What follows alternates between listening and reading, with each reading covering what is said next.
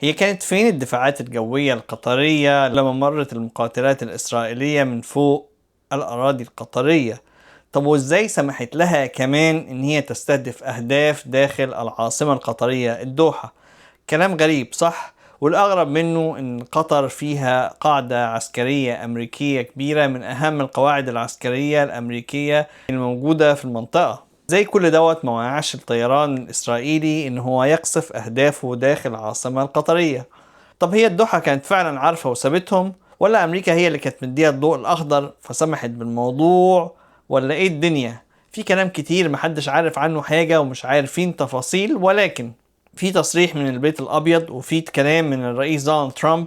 الاتنين بيقولوا ان إدارة الرئيس دونالد ترامب عرفت من خلال البنتاجون ان في طيران إسرائيلي متجه ناحية قطر.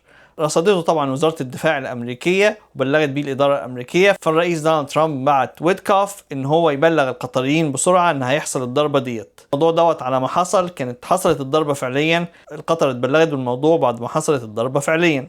الرئيس دونالد ترامب بيقول إن قطر دولة ليها سيادة وان المفروض ان ما يحصلش ضرب جواها، وان هو اتكلم مع نتنياهو ونتنياهو بيقول ان هو عايز سلام، وان هو شايف ان ده خطوة كويسة لتحقيق السلام ان هو يقدروا يضغطوا بيها على حماس. ان هو كلم امير قطر والنائب بتاعه اكد لهم ان الموضوع دوت مش هيحصل بعد كده، وان هو بيركز ان هو كل اللي هو عايزه الرهائن سواء الاحياء او الاموات منهم، وان الموضوع دوت اخره السلام. هل دوت هو الحقيقة ولا لأ؟ محدش عارف اي حاجة تانية. التصريح دوت هو اللي اتقال على اكاونت الرئيس دونالد ترامب على تراث، وهو نفسه تقريبا اللي اتقال في البيت الابيض. طب هل كده اسرائيل من حقها ان هي تخش لاي مكان واي دولة وتخترق سيادتها الداخلية؟ يعني لو هي مش عاجبها مثلا حاجة في الرياض هتروح تضربها بكرة، او مش عاجبها حاجة في الكويت هتروح تضربها اليوم اللي بعده، او مصر مش جاي على مزاجها فتروح تضرب حاجة فيها اليوم اللي بعده.